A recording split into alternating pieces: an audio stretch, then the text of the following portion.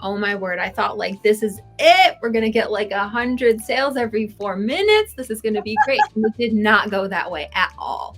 In fact, my sales just went. I got 100 sales in 7 days. I got 100 sales in 6 days. Like, okay, this is amazing. And I knew she was on such a high. Brittany's on such a high, but I knew what was coming.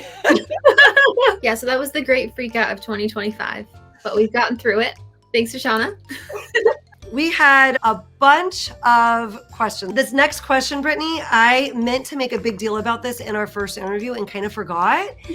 I don't have experience with this specifically, and you do. And I think that this is something that a lot of people will benefit from hearing. There are a lot of myths in the Etsy community, and we tend to believe all of them because they are an easy answer. Even in the days where maybe I had a terrible customer and I'm like, why do I even do this? Or the times when it's slower, like right now, I know that my why is my kids. And also I genuinely love selling on Etsy. It's so fun. I think designing is like the best thing ever. I'm a creative person. So this is like, I get to make art and get paid for it. Like, this is amazing. So my kids are definitely my why.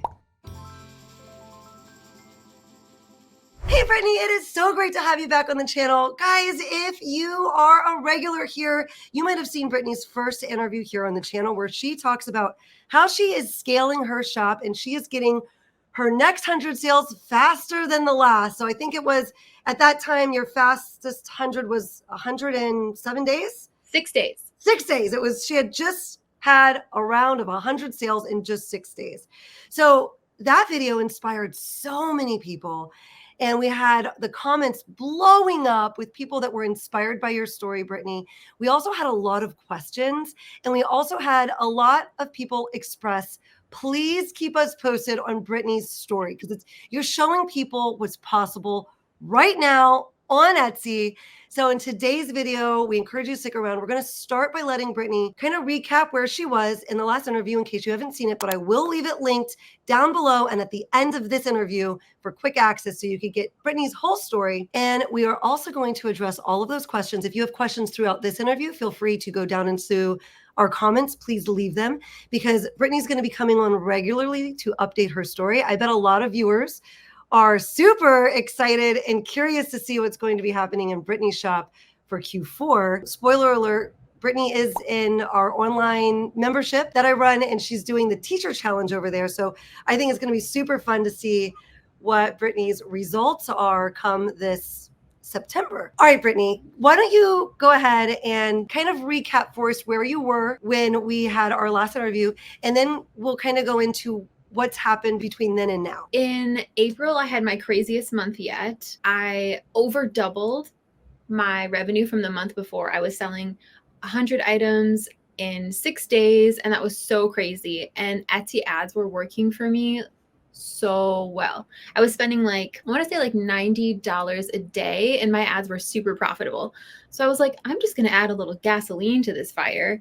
And I raised my Etsy budget from $400 a day to $1,000 a day. And oh my word, I thought like, this is it. We're going to get like 100 sales every 4 minutes. This is going to be great. And it did not go that way at all. In fact, my sales just went, and I thought, oh my gosh, this is it. I've killed my shop. Like, I'm done. And I was messaging Shauna, and she was like, it's okay. It's going to be okay. Just ride the wave. And I'm not good at riding the waves. So I gave it 13 days at the $1,000 budget. And like, oh my gosh, things did not get better.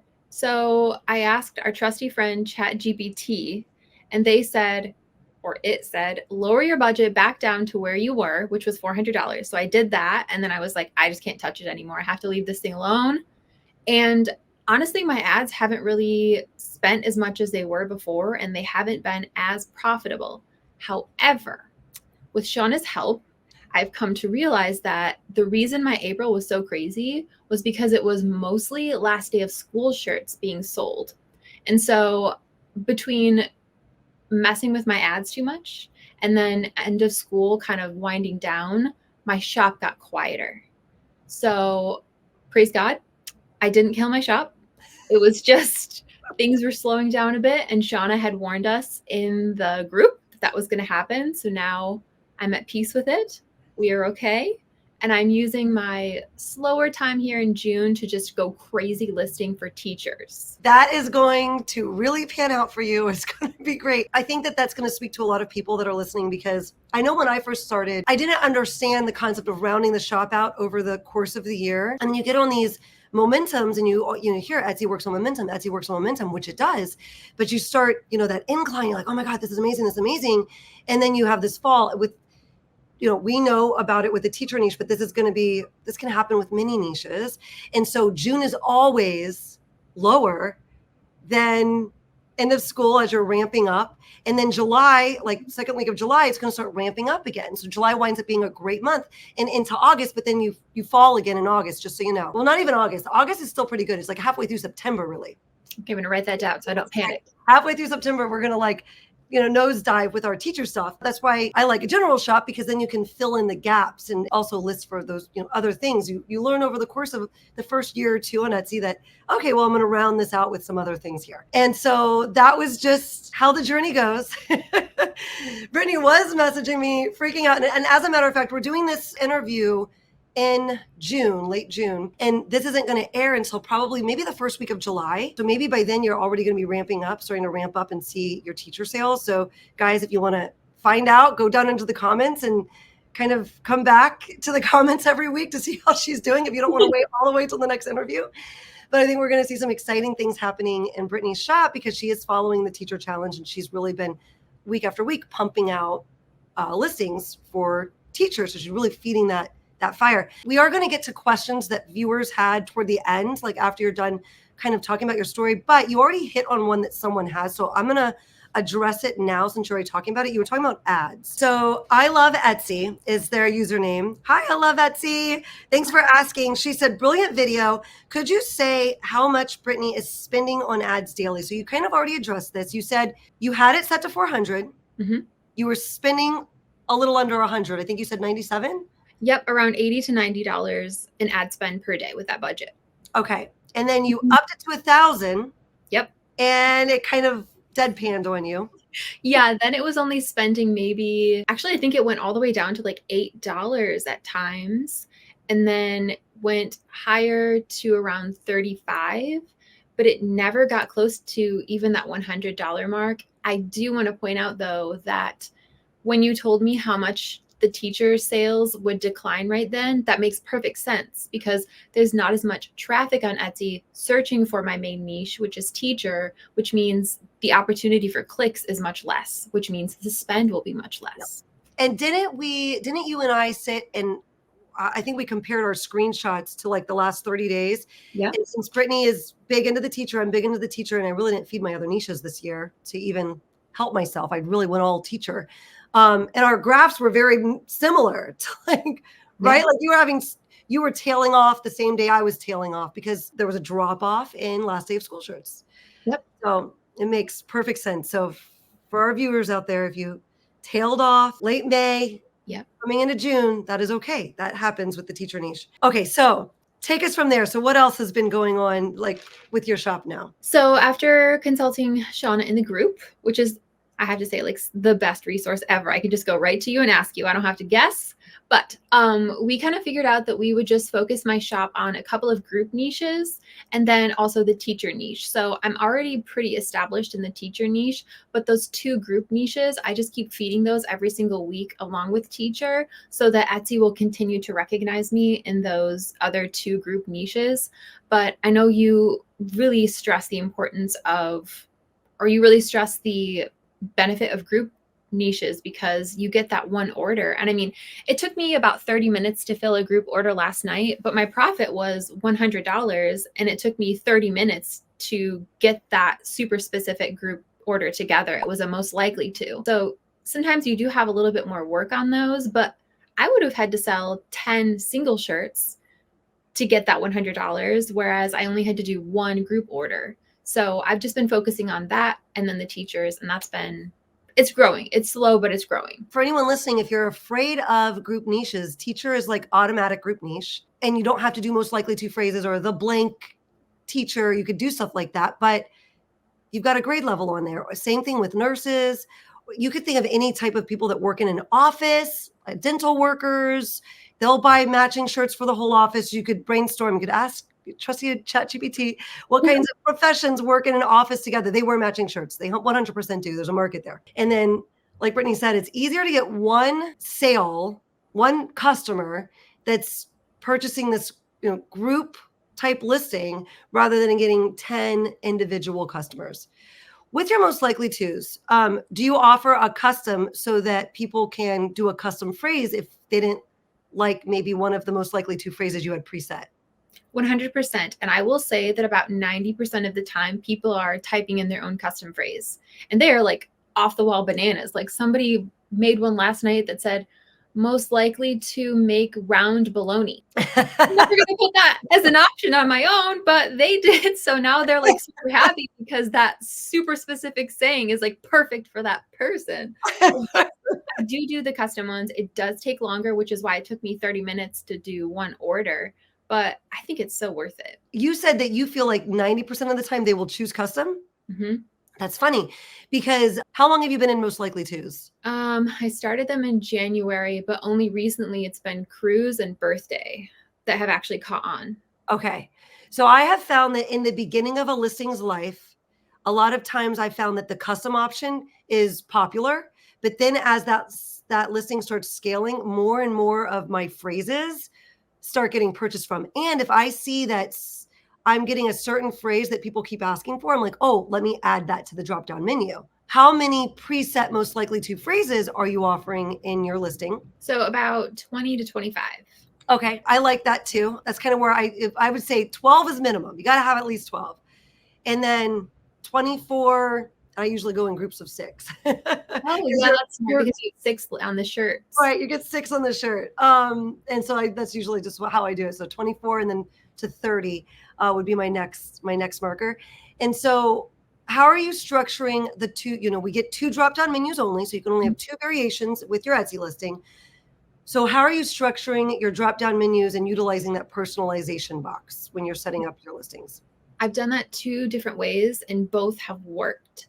So the first way, and it's the first most likely to shirt that caught on, the first drop-down is the size and the second drop-down is the color. And then in the personalization, they type in their phrase. So they can type in one that I have offered on there, but that is more work for the customer. However, since they are already more likely in my shop to type in their own custom phrase, that kind of works out because they get more color options and they have more sizes. And I am finding that they do really enjoy having those color options available because maybe the girls want to wear a color and the boys want to wear a color.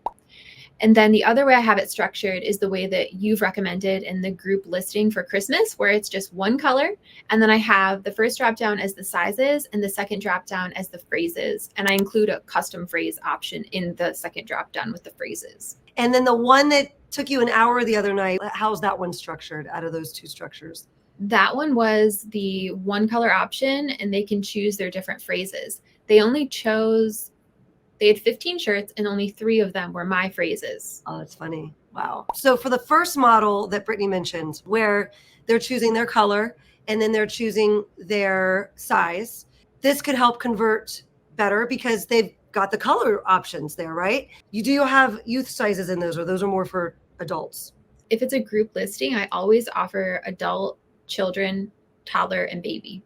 And then you're just making sure that the toddler and the youth ones are only in black and white?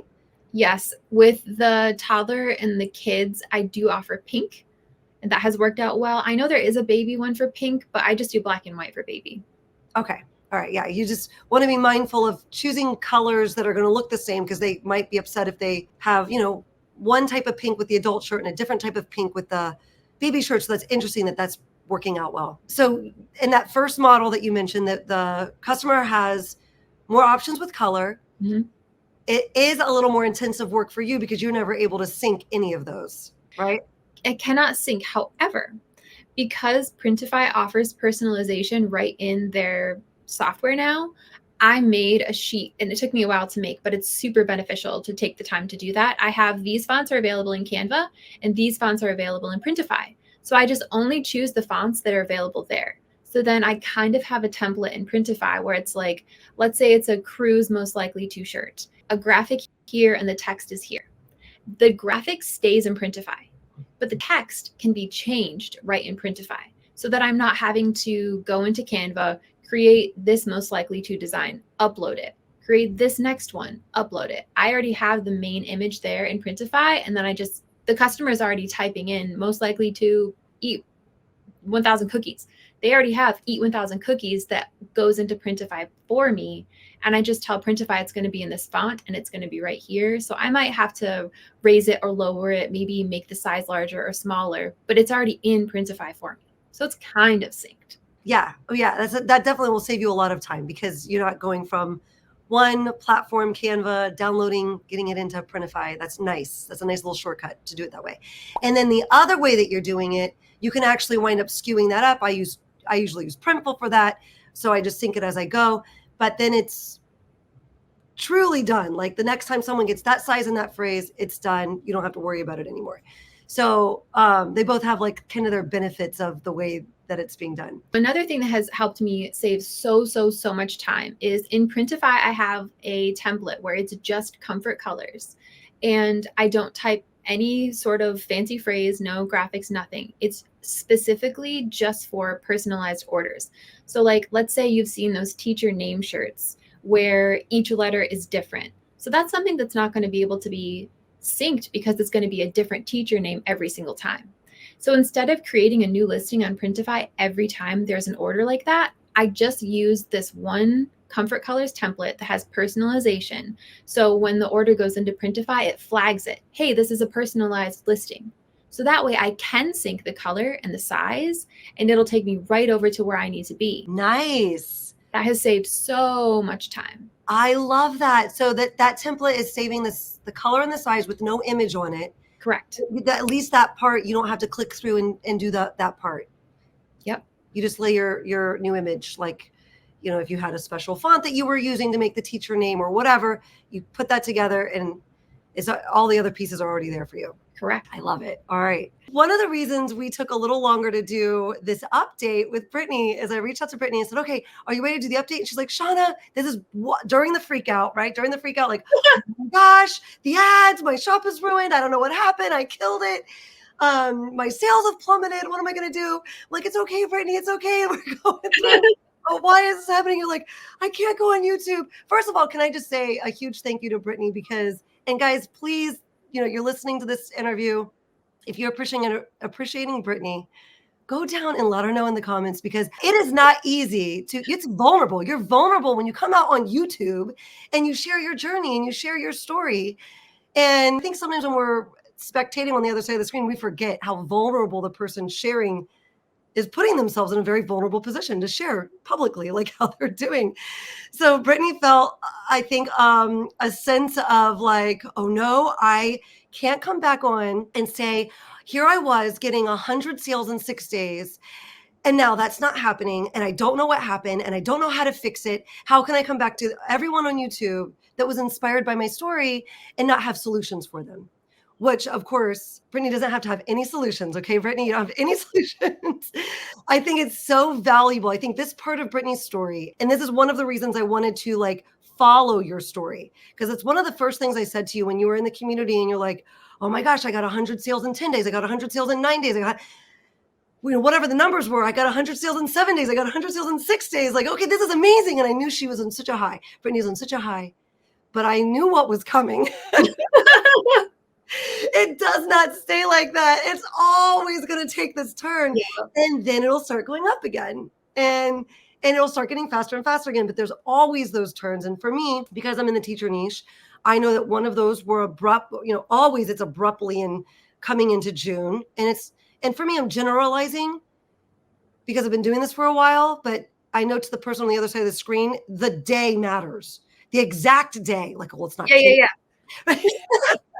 Well, it's not exactly June, guys. It actually starts to happen back in May. So I don't remember what day it was, but it happened on the exact same day for me and Brittany, where we started to tail off.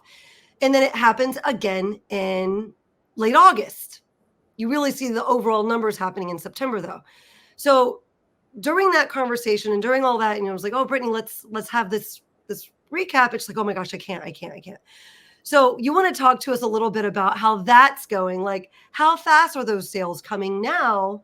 And, what are your feelings on this or your mindset on this? Yeah, so that was the great freak out of 2025, but we've gotten through it. Thanks to Shauna. But I know in so many videos you've said, if you have downtime, list. So I'm just using this as a blessing and a time to actually just really dig deep into the teacher back to school stuff and just list there as much as I can, start blossoming these other 2 group niches that I'm in. And I think that's a really good focus for me right now. Currently, I'm getting about 100 sales in 12 days. However, I would like to say that I found out if you have a group order and they order 10 white size large shirts, that counts as 1 sale on Etsy.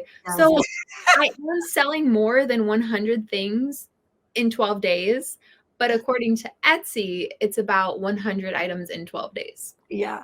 That, I forgot, like, I remember when I was getting started and my sister-in-law was getting started, and we would go back and forth with that. We'd be like, oh, this order had like 6 shirts in it, but 3 of them were medium black. And that's the only counted it as 1. And we're so upset about it. I agree. I'm also upset about it. Makes a difference when you're scaling and you want to, you're marking that growth. Yeah. You see it. Yeah, 100%. It's rude. So now we know that it is okay. You start scaling and then there's going to be these little drop-offs, and that's okay. And that just means we're rounding out our shop. We need time to round our shop. It's a natural decline. It's not that you're doing anything wrong unless you stopped listing. If you did stop listing like 30 days prior to your drop, then that is part of the reason you're dropping. But if you've continued to list and you're like, oh man, why isn't this working? It just means you're still rounding your shop out. You're still rounding it out. And then there's these natural times where, sales are lower in certain niches. And as you continue to add, you'll start to understand those ebbs and flows within your niches. So, and like Brittany said, when sales are low, the mindset shift we need to have, oh, beautiful. I have time to list now. I have time to fuel my shop for 45 to 60 days ahead from right now. Because when you're busy fulfilling orders, sometimes you're not fueling your shop. So that's also sometimes the stop and go part. Like, oh, I've got all this time to list. Then you start to scale, you're fulfilling orders, less time to list. At some point, that drops the scaling. And so it's kind of like this cycle of finding time to fulfill orders and list and get prepared for the upcoming season on Etsy. So, all right, we are glad that you are feeling better about your sales and that you're back to update us. And now everyone knows that if that's something that they're going through, and I think a lot of people are going through that late May and into June, they're going to feel a lot better knowing like, oh, okay, this is normal. Brittany said, this is normal. Like, that's okay. Yeah, I said it, so it's law. That's right. Okay, so we're going to jump into the questions that people had. And again, if you have a question, make sure you drop it here because we will have Brittany back on. I can't wait to let her unfold the story. I can't wait for her to update how teacher goes because I have no doubt that she's going to do great with teacher stuff. She's fueling her shop and then her Q4 stuff. She's setting herself up now, thinking about the niches. And, this video is going out in July. So just a reminder, FYI, everybody, put your Santa Claus hat on, thinking about turkeys and thinking about pumpkins because we need to be preparing our shops for all of that. My best friend Shay and I, we took a day out. We live by the beach. And so we were on jet skis yesterday talking about pumpkins and turkeys and Santa Claus type designs, like in the hot weather on the ocean. We just have to throw ourselves into it. We have to always be living in the future. So we're preparing our shop. Okay. So we had a bunch of questions. Let's start with shout out to Kathy from the comments. She had said very inspiring. And she said, maybe for your next interview with Brittany, you could do a Q&A where we submit questions. So Kathy, if you have a question, leave it in this series. You're the one that gave me the idea to just jump in and do the questions, but I don't think you actually asked your question. So definitely ask your question here and we will get to it. Our first question is about doubling down. So doubling down means that you're doing more of what is working for you. We're going to jump into that a little bit more. Crazy Gorgeous 365 said, amazing. What are some examples of doubling down? Because you did mention it in your last interview. Let's say a shirt of a golden doodle outline with personalization with the name sold. How would you double down off of that? Do you have anything that you want to add to that? Absolutely. So I would definitely start looking at other dog breeds, because if that type of dog breed sold well, then other ones are going to as well. If you don't know what popular dog breeds are in the US or wherever you're selling, I would just ask ChatGPT. You can also do research right on Etsy. So type in the search bar dog mom space, see what starts popping up. Does golden retriever pop up? Does Boston Terrier pop up? Just start doing a little bit more digging like that, because you know that that design you have is a winning design. That's how I would double down there. Yep. I think all of those are such great suggestions. And then to further that point, you can also, you want to make more batches of golden doodle stuff, right? So like have different looks, different things going on. So you're doubling down on the design by pulling it into other related niches, like the other specific dog mom stuff. And then you're also adding new trendy designs for the golden doodle mom as well. And on that point, when you're doubling down, go into one of your listings. So everyone do this exercise at home. Go into one of your listings from like an incognito window. Go to the bottom. There's a spot there where it's more from this shop. What is pulling up there? If it's a golden doodle design that people are going into, this is Etsy's last hurrah. Like, hey, this is your last chance. Grab this customer. They're on their way out of your shop. They're now at the bottom. They're looking at your reviews. They're going to see more from your shop. And then right under that, they're going to see more from Etsy that they might like. And that's going to be full of golden doodle stuff, because that's why they popped into your shop. So you want at least those things to populate there and to have those options available to them. Because if they see different kinds of dog things, or not even dog things, like different things from your shop completely, you've lost them. They're going to go right by that, and they're going to go into someone else's shop underneath that. So also making sure that your shop has just got a couple, a nice representation of that golden doodle stuff. So that kind of leads me to one of our next questions, because another question was adding the same design to multiple products, which I do caution everybody to kind of be careful with willy-nilly adding designs to other products. This is a great way to double down. And I have had success myself with this, but it's also very time consuming. And so I really only do that if I've got a bestseller, because now you've got to come up with a new description. You've got to come up with getting mock-ups. You've got to do research on what kinds of mock-ups sell in that niche. And then you've also got to do all of these extra photo cards that explain any question the customer might have about that product. So just be very choosy about adding products, and don't add 10. Maybe pick one, have a template for that one, and then it's easy to add more to that. Okay, and so that leads us to KG4319's question, which was about other products. She said, "Thank you both. I really enjoyed hearing Brittany's story. Something I would love to know more about is, how do you know when you should expand your design into a different product, such as stickers or something else?" And so, Brittany, do you expand your designs into other products, or not currently? I do not. Okay. I feel like that would take way too much time to do the setup like you just mentioned. So I just stay focused on where I'm at. I would definitely suggest that if you're like under 1,000 sales even, I'd probably just suggest just keep going with the product that you're good at. I have added a couple, like one or two other products to my shop. I don't even do it very often. Even though I have the template, I don't do it very often. But it was only because my item was a bestseller. And I thought, oh, I can make it more giftable. And that was my intention, because I do primarily, like Brittany, shirts. And so the idea was, people have to know someone's size to buy them a shirt as a gift. So the idea was like, okay, this particular niche, let's say it's a pregnancy type of shirt, right, for a mom. Well, if that design would make a great gift on another product, then someone doesn't have to have the size of their shirt. And that's a really good, like, okay, well, maybe if I'm building that niche out, I build out one more product, and I would just do one, honestly. Otherwise, you could be going down that rabbit hole of spending too much time adding products to your shop. A good rule of thumb, if you're new, if it doesn't sell in a shirt, it's not going to sell in another product, most likely either. The problem isn't trying to find the right product for that design. The first problem we have to solve as new sellers, I think Brittany and I both have been here and have understand this very well. You have to master how to make designs people want to buy. Etsy is definitely a visual platform. They're not reading your title, most likely. Sometimes they're not even looking at your price. It's the design that gets them. Design is king. It is the most important thing we can learn to do to sell things. Perfect mock-up, perfect SEO, it doesn't matter if it doesn't have a great design. it doesn't matter, which is not actually that hard to do. We've got lots of free content on the channel about how to make designs people want to purchase. And of course, the membership is centered around that because that's something that I think is incredibly important and very hard. Maybe the hardest skill to learn, but it's not hard. It's just something that takes more practice than maybe finding the perfect mockup, right? In SEO, like those are kind of things faster to learn. One more thing I will say on that is if you are doing shirts, it's kind of easy to also add sweatshirts. So that would be the one caveat I would say would be if you're doing shirts and you also want to add sweatshirts, sure. And if you can even do A/B testing with that. Like I'm going to list everything twice. I'm going to put it on a shirt and a sweatshirt. It's not a complete A/B test because you've got to also change your SEO to target sweatshirts and to target shirts.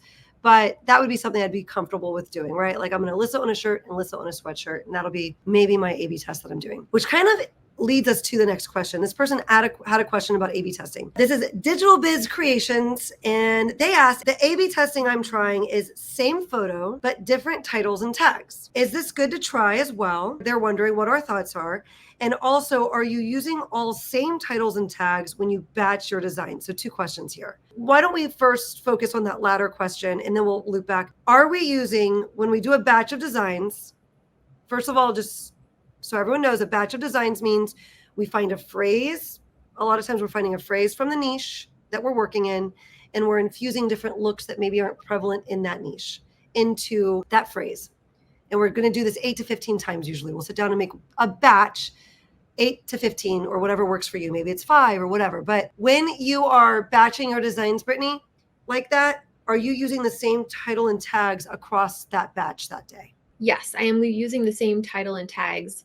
I do usually leave myself about 2 tags to be really specific with my design. So if I'm doing a coquette design, I want to have the word coquette in there. If I'm doing the doodle design, I want to have the word doodle in there. So I do, like I said, leave 1 or 2 tags that are different between each design, but primarily 90% of the title and tags are the same. Same. Yep. I couldn't have said that better myself, especially when a trend is on the rise, like the gingham. Am I saying it right? I guess that's how I always say it. I think that's how you say it. Yeah, for sure. That's on the rise. So I would want that in my title and my tags because people that are liking that look are going to start realizing that, oh, they're seeing it in other bits of SEO. They'll start searching specifically to get lots of search results with that look in it. So absolutely the exact same.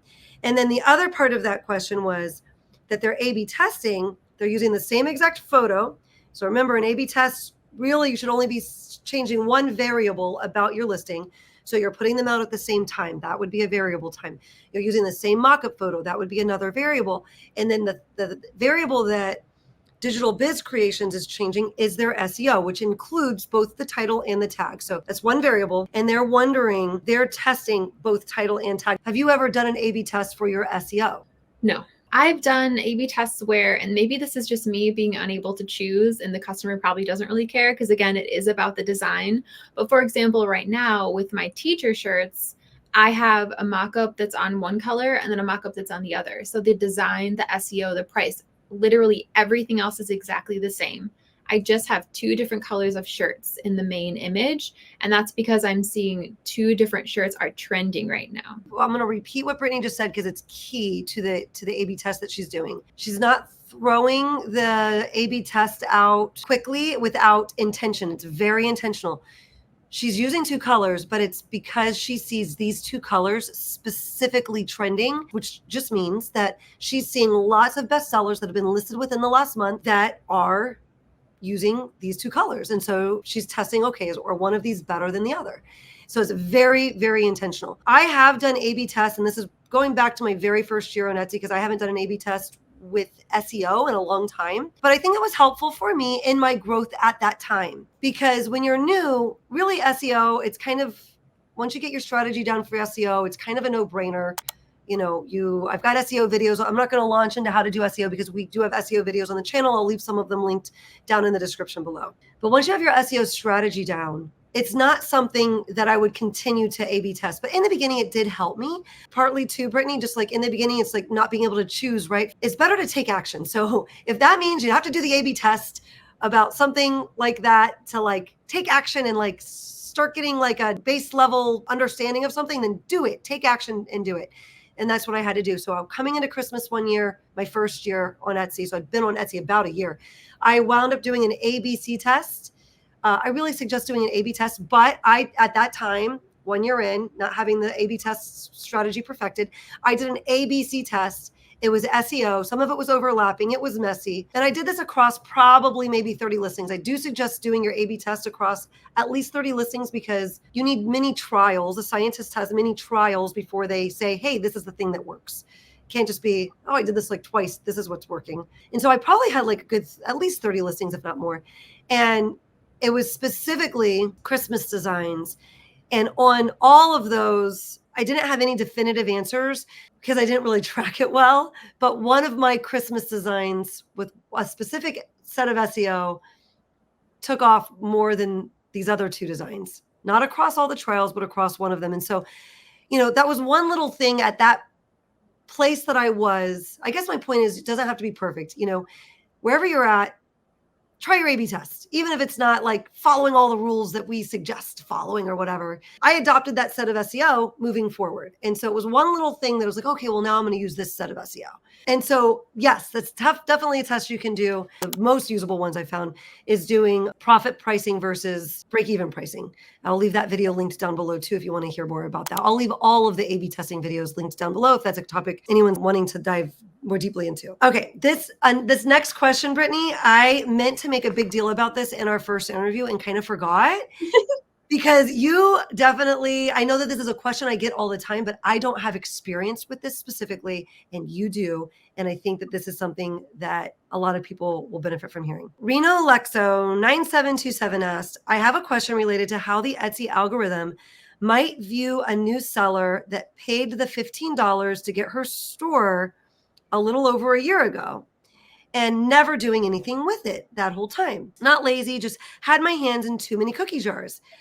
I am just now getting my shop ready, and it crossed my mind that I might be starting off in a negative light right off the bat. And should I consider just purchasing a new shop that hasn't been sitting on a shelf for a year? What are your thoughts on that?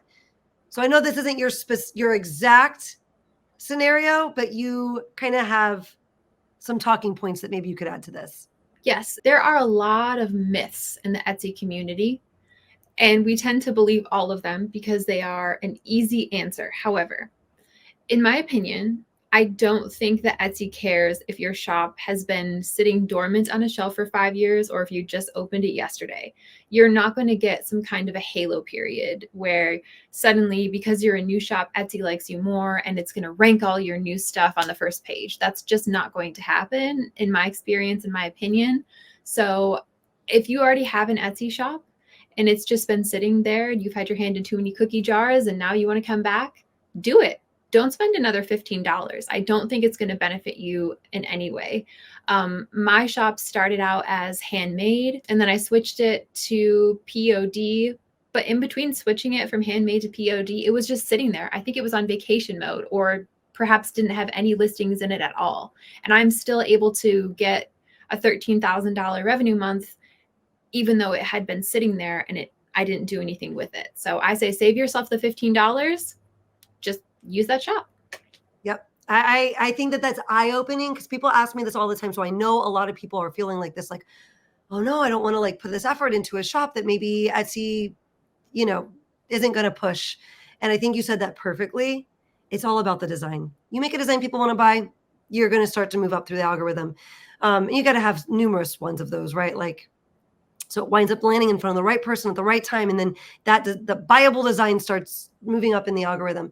And Brittany was able to create a shop out of that same store where she unlisted all of her stuff and like made this huge switch. Cause that's another question a lot of people have, because they'll go from handmade and like, oh man, POD, I could travel. I could, how much easier it would be if, I wasn't stuck at home creating the items after someone purchased them and all of that. And so they'll take their handmade shop and switch them just exactly your scenario. And you were able, what was it like within 5 months of you listing consistently in your shop, you had built, it started to scale? Yeah, absolutely. So in November is when I got into the group listing from a Christmas video that you did.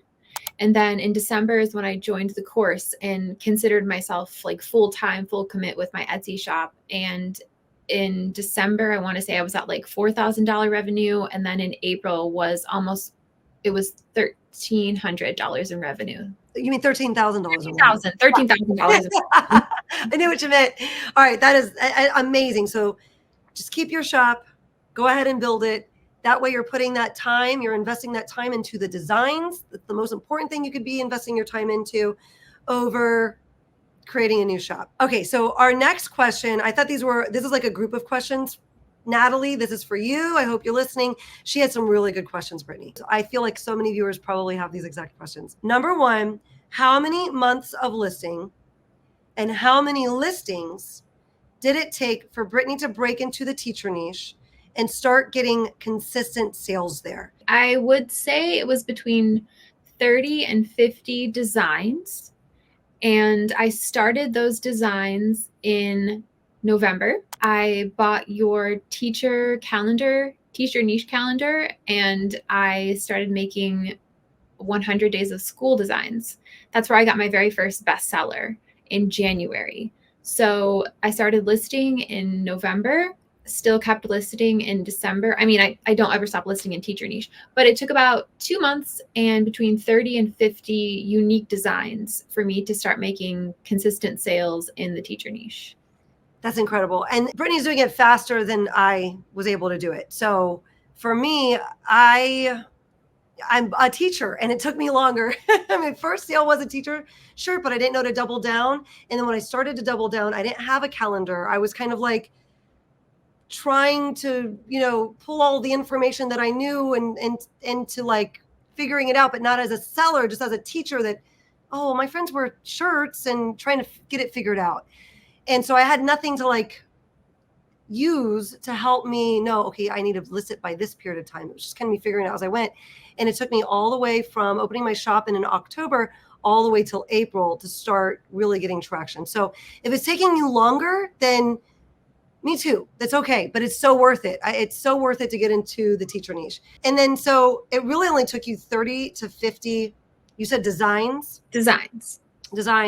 And really it sounds like about 2 months of consistent listing for that. When Brittany started to get traction, she continued to list, which is why the traction continued. Natalie's second question was, if I create listing templates in Etsy for a group listing, then fill in the SKU later, I'm worried Etsy won't recognize this as a real listing. If it's not published straight away from Printify, do you have any trouble with this? So just to recap, I know I've talked about it on the channel and we talk about it in the membership, and how you list is very personal, for you to decide how you like doing it.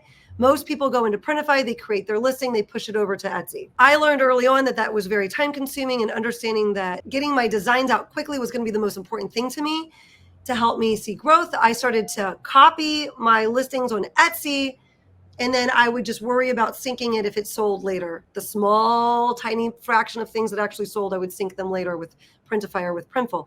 So with group listings, you kind of have less choice. Like if you've got a bunch of phrases, you kind of got to start on Etsy anyways, so that that's probably going to be the way that you're doing it. They're asking, if I create a listing template in Etsy, they feel like Etsy's not going to recognize this as a legit listing. And she wants to know, what is our experience with this? So I never start my listings in Printify. That takes way too much time. And as you just mentioned, a small portion of your designs are going to sell. So really, that's not where your focus should be. It should be on creating wonderful designs and getting them out there fast. So no, I just wait until something sells and then I sync it in Printify, but then it's done. However, let's say I have a group shirt and it offers 10 different colors in all the different sizes. I'm not syncing every single color and every single size right at that point. I think you do something similar where it's just, if that one sold, then I sync it. Sometimes I'll do, okay, an ivory medium on comfort colors sold. I'm going to sync ivory small, ivory medium, ivory large, and just do all those colors because the market is telling me we like this design on ivory. So then that little portion is done for me. Instead of taking 1 minute, that might take me 3 minutes. I'm exaggerating the amount of time it really takes. It's just a few seconds, but that's the amount of pre-syncing that I would do. As far as Etsy not recognizing it as a legitimate item, I actually started putting a bunch of listings in drafts because we were going to go on vacation in Florida. And I have this paranoia that if I'm not listing every single day, which I know this is completely false, if I'm not listing something new every single day, Etsy's going to hate me and break up with me. So I actually have like a couple hundred listings in drafts. That way, if I'm not feeling well or I'm just not up for designing that day, and then I'll just go in the morning, publish a couple of those, and Etsy still ranks them just fine. If anyone out there is feeling like, oh no, I don't want to do it that way because Etsy's not going to really see it, Brittany and I are here to tell you, a whole bunch of other people in the membership, to do it the way we do it. And we're doing just fine. It's easier to, in fact, probably better than perhaps someone that's constantly publishing from Printify first, because we're able to move at a faster clip, which is important. I do have to remind myself quite often that we are POD, so we can produce a lot and very quickly. However, there's a huge portion of Etsy that's handmade items. They can't list 15 items every single day. So let's say you have a business where they launch collections. They might put all of their collection in drafts so that on November 1st, they're going to publish all of them. None of those items are going to be any less relevant to Etsy than any others. They're still sitting in drafts. They had to maybe copy the listing. So I just try and like bring myself back down to reality and remember that a lot of businesses are very successful on Etsy and they're doing it many different ways. I love that. I love that you mentioned that. And I also love that you mentioned, because I'll see in the comments of videos, someone who's frustrated because they are handmade and they're listening to things about POD where we're talking about listing at a quick clip. Two totally different business models. And if you are handmade, there's no way you could list the way a POD person is listing. That's not necessary for a handmade shop. It's impossible. They're just two totally different models. So just know that if you're listening, there's lots of great strategies on this channel for my handmade people, but I'm POD, Brittany's POD. And so these specifically, things like talking about listing quickly, this is really specific to PODs, print on demand. And that's what our competition is, and there's a learning curve there. A lot of handmade people, they learned how to do something really cool. And then they're bringing that cool thing onto Etsy and selling it. They already put in their reps, learning how to do that beautiful thing that they know how to do, the crocheting something or creating this thing, where a lot of print on demand people, we're jumping in with zero knowledge about how to design. So not only are we needing to list so that we can compete, where the threshold to get in is very low, because it's very easy to open an Etsy shop, get a design app, and just start loading your stuff up. Threshold's very low, so there's a lot of people doing that. But not only that, we also need to create a lot because we're not good at it when we start. We have to get our reps in, right? So if you are handmade, don't feel like that part of this pertains to you. Don't feel stressed about getting lots of listings up.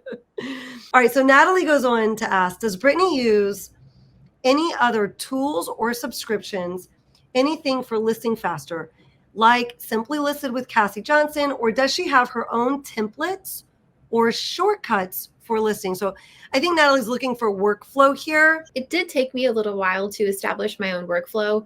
I have tried a couple of automation tools. I don't want to call them out. They just didn't work for me. I think the way that I do things now is sustainable at this point. So batching, honestly, Shauna, the way that you teach it, the batching is my workflow. That's how I get things done quickly. In Canva, I just have this page is a design, this page is a design, this page is a design. So that helps me go fast there. I just download all of those. I have my mock-up template and I'll say, I know I'm going to use these 7 mock-ups every single time. So then I'll go 1 stack of 7, that's for design 1. Another stack of 7, that's for design 2. Another stack of 7, that's for design 3. Download all of those. And then I go to Etsy and I'm going to go list design 1, list design 2, list design 3. So that is my workflow. Automation tools haven't really worked for me. I feel like there was a lot of tweaking that needed to be done, or having everything completed at once like you do in Printify for something that may or may not sell. So this has become the fastest way, is just doing batches. And then you also use templates within Printify, which is maybe one of those kind of tools that you're using, because you've got your template in there and you found your like hack that you kind of went over earlier that helps make that piece faster for you. Yeah, for personalization, yes. And then Natalie had one more question for you, which I feel like you kind of just touched on this. How long does it take you to mock up and list? She said she's challenging herself to get faster, but it seems slow. And I will say, Natalie, I think we are always challenging ourselves to get faster with this, and it is a process. So everyone that's out there going, how do they do this so fast? It is a muscle that you have to build. And all of these tips, they're super helpful. The batching for me too, like that, there's no way I could do it if it wasn't for batching. And then batching the task, like you said, like you download the first 3 designs from your batch, mock all those up. You have your templates, like these are the mockups I'm using. I do a little different. I'll have those 5 templates and I'll go design 1, design 1, design 1, design 1, all design 1, download. And then they're all together right there together in my download. So when I open Etsy, I copy the listing, because again, we're not pushing from Printify. Copy the listing, erase the pictures, drop those in. The template again, design 2, design 2, design 2, design 2, design 2, download, copy, delete pictures, insert, list, so you find these hacks that just help you get faster, and it is a muscle. Her question was, how long does it take you to mock up and list? It's a lot faster now than it used to be.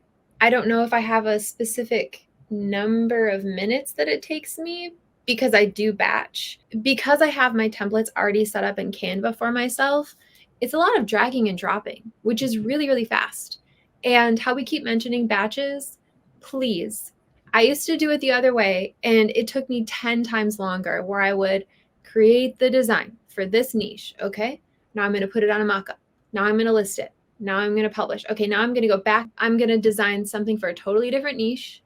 Okay, now I have that one design. Put it on a mockup. Put it on, that's a lot slower. If you can say, I'm going to be in the teacher niche today, I'm going to design for the teacher niche today, you're going to go a lot faster. Yep. And you're just going to get a lot more meaningful progress in that niche also. You're just going to get a lot more meaningful progress overall. I have a video on batching. I know we've talked a lot about it. I will leave it linked down below so you can take a listen to it. I don't think I have an exact number either, Brittany, about how long it takes me, because I'm doing it in batches. I will say on our teacher challenge, one of the things that we build out, it's like one type of teacher design that we're working on. It's 15 of them, but I wouldn't do 15 designs and then mock them all up in one sitting, because I get sleepy and I get super bored and then list them all. So I'll usually do like, okay, well, I'm going to do these 15 specific types of teacher designs in this specific sub niche of teacher, right? But after 5 creative, like, okay, I've got my 5 designs, download. Now that I'm mocking them up, probably mocking up those 5 designs the way that I do it would probably take me maybe 15 minutes. And it'd probably only take me 5 or 6 minutes to actually list them with the way that I list, because all I'm doing is deleting pictures, and I'm not changing SEO because it's a batch. And maybe, like we said, we're changing just 1 or 2 of the phrases. And maybe even not, because maybe I did all totally different layouts with the gingham style. And so, maybe I didn't need to change any of that. So it can be done pretty quickly once you get your workflow down. We're going to be doing a Halloween challenge by the time you're listening to this. Yes, I can't wait. And we're going to be doing some Christmas challenges after that too. I'm like really excited about the challenges that we have planned in the membership. We'll just be starting the Halloween challenge when this video comes out, and they're self-paced. You can always go back. So if you want to join us over in the membership for the video prompts with the Halloween challenge and the accountability pieces that will be worked in, you're welcome to. But I'll also leave document that at least gives you daily prompts for 30 days. I'm going to leave that linked down below. You can download it, you can use it and go at your own pace with it. All of the challenge will be based off batching. Elizabeth asked us, how do you know if you have a bestseller? Does Etsy notify you? I wish that they notified you. No, I will think like, okay, this design is selling quite a bit. I'm going to look in incognito mode at this particular design. And then one day you'll just have a bestseller. Yep. You just have to go back and forth and take a look. And it's so exciting when you see it. It's funny because with members, I was with Monica the other day. I know she won't mind my sharing this. I do the looms. When I'm answering you, you can see what I see on the screen, right? I'm talking to you. in real time. So we're looming, and she's like, can you go in and see what happens? I don't want to add to my own cart, because you don't want to do that in your own. We can't buy from our own shops. That's something that can get us kicked off of Etsy. So she was afraid to add to her own cart, but I added her item to my cart as if I was going to check out with it. And then you can see exactly how many carts it's in. It was in over like 110 carts. Wow. So she was super excited. She had just gotten a bestseller badge on it. So it's so exciting. You don't know these things. Etsy doesn't let you know, but it's so exciting. And there's other people's things that I've gone into. They didn't know they had a bestseller, or they're asking me a question about the listing, and I go into it. I'm like, it's a bestseller. Congrats. And they're like, oh my God, I didn't know it was a bestseller. So go in incognito mode, or have a friend go in, and you'll see your bestseller. Okay, so we have an interesting question from Bliss Essentials. Bliss Essentials is often in the comments. Shout out to Bliss Essentials. And Bliss Essentials said something really motivating. She said, I really enjoyed this video. Etsy has helped me make extra money. Yesterday, my dog had a foxtail up its nose, which I had to go look that up. It's like a plant, like that has burrs on it. I was like, I knew she didn't mean just like a foxtail. No. Poor puppy. A foxtail, and it's known to be something that can hurt animals. Had a foxtail up his nose and had to pay $750 at the vet to get it removed. Etsy helped me pay for this, thankfully. My shop is growing, and I hope to continue to grow. Summer months for me are always slow. So I feel like maybe we could speak to that for a second. I feel like you've had moments in the growth of your shop, Brittany, about keeping your why in mind, and Etsy being able to make life a little easier. Did you want to speak to that at all? Yeah, absolutely. I mean, thanks to Etsy, I stay home with my 2 kids. I homeschool my daughter. My husband knows when he goes to work all day that it's his wife with his children, and we have the freedom to go to the library, go swimming, go wherever because of Etsy. So even in the days where maybe I had a terrible customer and I'm like, why do I even do this? Or the times when it's slower, like right now, I know that my why is my kids. And also, I genuinely love selling on Etsy. It's so fun. I think designing is like the best thing ever. I'm a creative person. So this is like, I get to make art and get paid for it. Like, this is amazing. So my kids are definitely my why. I love that. I know one day you had posted in the membership that I think your little one was sick. Oh, yeah, my son got croup. And I was like, I don't have to call in. And I feel there's some sort of a statistic where women usually call in to work more to take care of their kids than men do, which puts us at more of a risk of losing our jobs. Especially, let's say you don't have PTO or you're the one always calling out, you're at risk. So I didn't have to worry. I'm not going to be able to get my work done. I'm going to fall behind. I'm going to get fired. I'm going to get written up because I work for myself and I can just be with my kids, which is such a blessing. So thank you, Shauna, for allowing that to happen for our family. Oh, I love that, Brittany. No, it's all your hard work that's allowed that to happen. But I know when you gave that post, it was like I could just see you sitting, and you were just so full of gratitude, and you explained the whole story. I could just see it all unfolding in your house. And it is such like, Etsy's such a blessing. Like it takes elbow grease to get in there. Otherwise everyone would do it and there wouldn't be space, but if you're willing to get through that threshold of effort that it takes and to learn the skills that it takes, this is what's possible. It's amazing. And Bless Essential story really spoke to me as well, because I remember, I'll get emotional talking about this, but I remember the first year I'm on Etsy. I'm not making any money yet. It's pennies per hour that I'm making. Tucker got really sick. My dog got really sick. And we wound up in the vet at midnight because he was hunched in pain. We had to run to the vet. And they kept him overnight, which was $3,000. They found out that he had stones that had to be removed. That was going to be a $5,000 surgery. And then there was complications that could happen during the surgery that could make it like a $11,000 surgery on a teacher salary. It just, but I have good credit. So I was like, oh, I'm going to be able to put this on my credit card. No problem. Like, I don't care if I have to put my house up. Like Tucker will get the care Tucker needs. And so before they were able to even do the surgery, he had to get healthy again, which landed us in another middle of the night session at the vet where they had to keep him overnight, which is very expensive to have emergencies like that. It was like another $3,000. In all, I wound up paying around $11,000 in all for all of the vet bills. Remember going to those vet visits and sitting with my phone, Tucker in my lap, waiting for the vet to go. Because I was constantly, because I would use GoDaddy Studios, which was very easy to use on your phone. So I'd be designing on my phone, and I'd be sitting in the vet, and I'd be like, this has to work. This has to work, because this is how I'm going to pay for these vet bills. And I was making actually Jeep Girl dog stuff at the time. I had to pull all of that out because I didn't know better. But it was crazy, because that would have been maybe March, making pennies per hour. And by July, making thousands of dollars profit per month. And now, of course, his vet bills, they were put on credit card, but they've long gone, been since paid off. And I've been able to help other people when they've had vet bills come up. Because, of course, like, you're having trouble, I can help you. Like, get your dog the care it needs. And, that's been a blessing. And then also being able to, we go to the vet and they want to do the vet will be like, oh, well, we could do this extra blood work. We know it's extra money. And if you don't want to, no, do the extra blood work, please. Because I'd rather know early, because we found out he has diabetes, and we found out early because I spent the extra couple $100 on the blood work, where as a school teacher, I absolutely would not have spent that extra money. He's fine. We don't need the extra blood work. But instead, we got onto something early and were able to correct the issue. I have Etsy to thank for that. Like, I would never have been able to do the things that I've done on my teacher salary that I've been able to do with my Etsy. Amazing.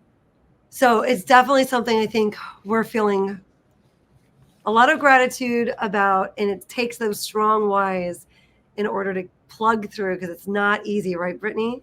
No, but I hope your puppy's okay. Yes. Plus Essentials. It sounds like the puppy is. It sounds like from her message, it sounds like her puppy's okay. And that, she was able to quickly get on top of that and not have a concern financially with that. Brittany, thank you so much for coming back on and doing this follow-up with us. Thank you so much. I'm so excited to be here. Thanks everyone for asking questions. This is awesome. I'm going to remind everyone right now, Brittany's going to be on again. She's probably, by the time this airs, and by the time you see this, maybe within a week of it, she's probably already experiencing an uptick in her teacher sales. Feel free to ask questions about that, so you don't have to hear, you don't have to wait until the next update. But we will be continuing to have updates with Brittany. Be sure to subscribe, hit the notifications bell so that you're sure to be here when we drop the next video and you're not going to miss it.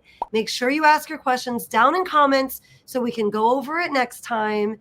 And all right, thanks again, Brittany. Thank you so much for having me again, Shauna. Be sure to watch my first interview right here, but not before that tip from Tucker. Tucker, take it away.